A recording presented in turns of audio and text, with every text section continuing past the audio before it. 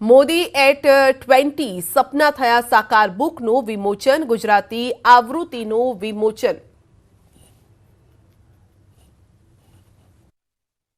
हमारे मोदी जी कई दशकों के लिए देश की दिशा बदलने का काम कर रहे हैं, यानी भविष्य। अपने गवर्नेंस और फैसलों से वे भारत के भविष्य के नियंता बने। वे भारत के वर्तमान के लिए नहीं, बल्कि मैं कहूंगा भारत के भविष्य के लिए इस समय काम कर रहे हैं। वर्तमान के लिए तो करते ही हैं, भविष्य के लिए भी काम कर रहे हैं। और मित्रों, मोदी जी इतिहास की एक ऐसी लकीर है जो देश के राजनीतिक इतिहास में पहली बार उकेरी गई है। उकेरी गई का मतलब समझते हैं? गुजरात के लोग समझते हैं उकेरी गई है?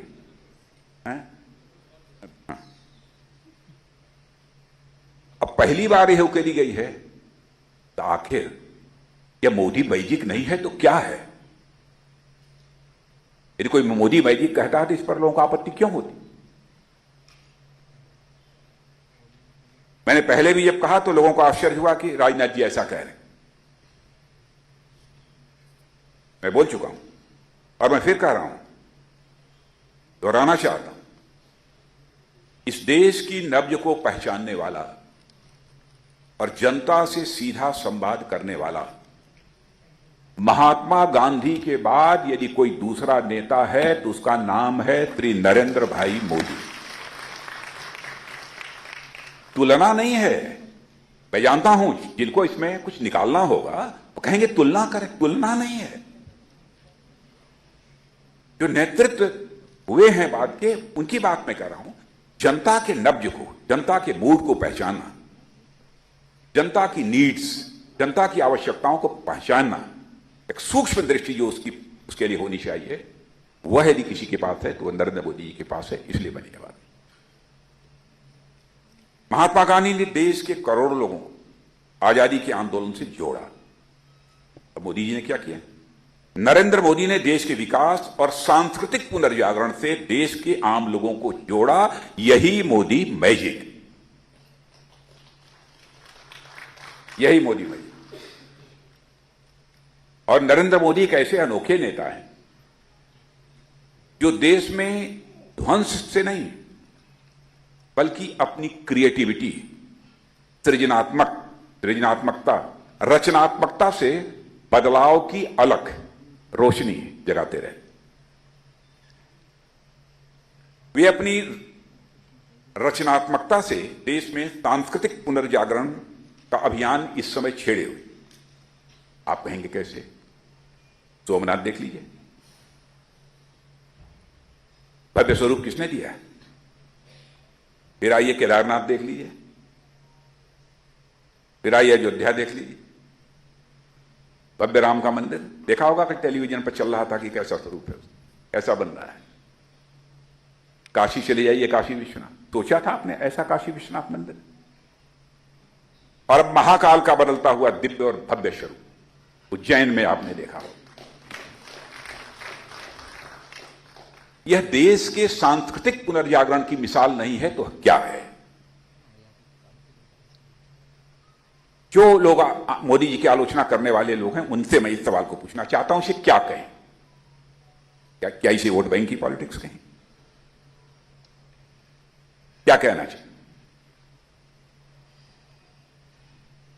दूसरी चीज, एक जमाना था जब नेता आंदोलनों से पैदा हो, फिर नेता कुछ ऐसे भी पैदा हुए जो जातीय गोलबंदी के आधार पर कुछ जातियों के नेता बने। नेता गढ़ने वाले आंदोलन बंद हो गए और जातीय गोलबंदी से जन्मे नेताओं की एक अपनी सीमा होती है, एक हद तक ही वह जा सकती। इस दौर में नरेंद्र मोदी इकलौते नेता हैं जो लोक इच्छा से सत्ता के शिखर पर है। लोक इच्छा से सत्ता के शिखर, हमारी कृपा से नहीं है, आपकी कृपा से नहीं है, जन सामान्य की लोक इच्छा से। उसके कारण सत्ता के वो शिखर। और मित्रों, जब देश भ्रष्टाचार में खौल रहा था, और कुशासन का चौतरफा बोलबाला था। लोगों की उम्मीदें उफान मार रही थी। होना चाहिए तो उसे नरेंद्र मोदी मिल गए।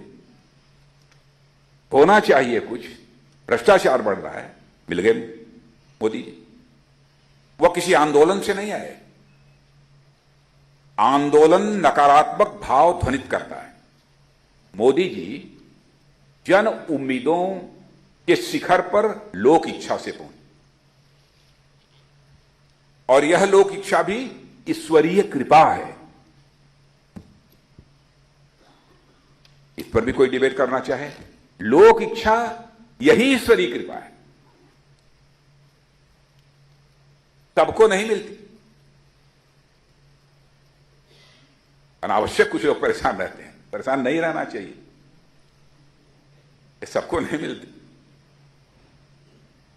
ऐसे जनाधार वाले सदियों में पैदा होते हैं मेरे बहनों भाइयों, सदियों में पैदा होते हैं ऐसे जनाधार वाले, जिनकी लोक स्वीकृति कच्छ से नॉर्थ ईस्ट तक, लद्दाख से कन्याकुमारी तक एक जैसी। मैंने तो प्रत्यक्ष अपनी आंखों से देखा है, और मैं तो तब की बात बतला रहा हूं जब उस समय भी मुझे आश्चर्य हुआ जब वो प्रधानमंत्री के कैंडिडेट के रूप में प्रोजेक्ट हुए थे जनता के सामने। उस समय भी उनके साथ मुझे आने जाने का मौका मिला है, बाद में भी आने जाने का। अद्भुत जनता का इसमें। और इतिहास ऐसे नेता का मूल्यांकन उसके निर्णयों, प्रयोगों और सुधारों से करता है। मोदी जी का भी करेगा, कर रहा है और करेगा, क्योंकि मोदी जी ने भारतीय राजनीति में विचार, संवाद, प्रक्रिया, विमर्श और पहचान सब कुछ बदल दिया है। करीब 450 देखते देखते देश अलग तरह से अब सोचने लगा। सोच के अर्थ और आयाम यानी डायमेंशन ही बदल गए। ऐसा क्यों और कैसे हुआ, इसकी कुंजी यदि आपको कहीं ढूंढनी है तो इस किताब को पढ़िए। उसको वह कुंजी आपको इस किताब में मिल जाएगी, जिसका आज मैं लोकार्पण करने के लिए यहां पर आया। इसीलिए मैं आपसे कहने आया हूं कि इस किताब को पढ़िए, गुजराती जो संस्था। और नरेंद्र मोदी जी इस देश के पहले प्रधानमंत्री हैं जो प्रधानमंत्री बनने से पहले कई वर्षों तक किसी राज्य के मुख्यमंत्री थे। यानी प्रधानमंत्री के तौर पर 8 साल और मुख्यमंत्री के तौर पर 12 साल। इन 20 साल की सुशासन यात्रा का लोखा जोखा प्रस्तुत करती है यह किताब Modi at 20, dreams meet delivery. इस किताब में देश की जानी मानी 22 हस्तियों के लेख, आपने कुछ हस्तियों के यहां पर व्यूज, उनके विचार को आपने सुना है, जिन्होंने उन कारणों का पता लगाया कि कैसे भारतीय राजनीति में मोदी जी का उदय एक धूमकेतु की तरह हुआ। धूमकेतु जानते हैं ना, गुजरात के लोग नहीं जानते धूमकेतु। और वे अगले 20 सालों में एक फेनोमेनन यानी परिघटना बन गए। इस सच्चाई को भी स्वीकार करना पड़ा। करीब 450 पेज की यह पुस्तक 5 खंडों में विभाजित,